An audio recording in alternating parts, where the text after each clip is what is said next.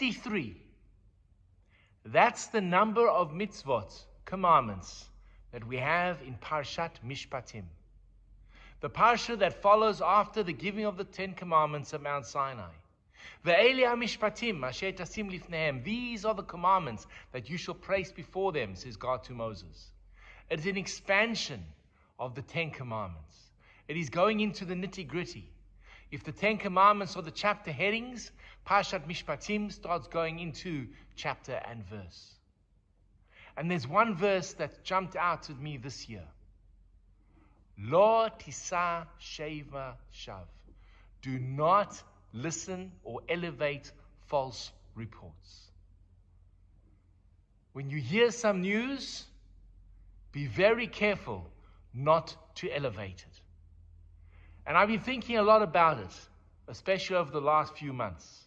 How many false reports have been blasted across our news channels, across our media feeds, social media, and we react immediately.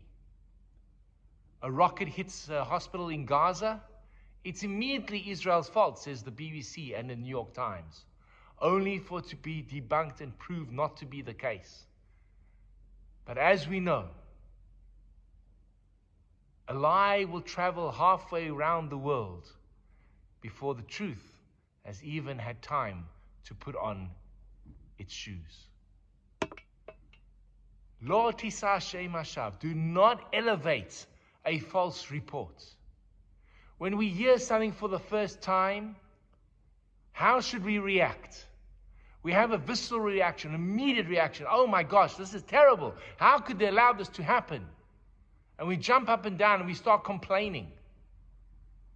And it's only later that when we've done a bit of research, do we realize that the truth is a lot more complicated and not as what appears at first sight and first reports. And so the Torah warns us and says, be very careful when you're hearing such reports. Do not jump to conclusions. Gather the facts before you respond. And this is such sage advice. Be careful about what you say and how you comment before you have all the facts. This is, of course, simple knowledge. Everyone should know this. Everyone agrees to it. But do we actually follow through? Too often, we allow our emotions to get the better of us. And therefore, when I heard this verse and saw it for the first time, in its essence, it just reminded me to put it front and center on all the information that I'm receiving. Lo tisa shema shav. Do not elevate or lift up a false report. It may be true, but before I respond, let me get the facts. But I need an answer now. I can't give you that answer yet. I need to get to the root of what took place. And if it takes a few minutes or a few hours or a few days for it to become clear to me, that's when I will respond. But I can't respond until I have the facts in front of me. I remember once going to talk to my great teacher, Rabbi of blessed memory. I went to consult with him about a certain issue that I was dealing with. And after I finished my conversation, he says to me, I cannot advise you.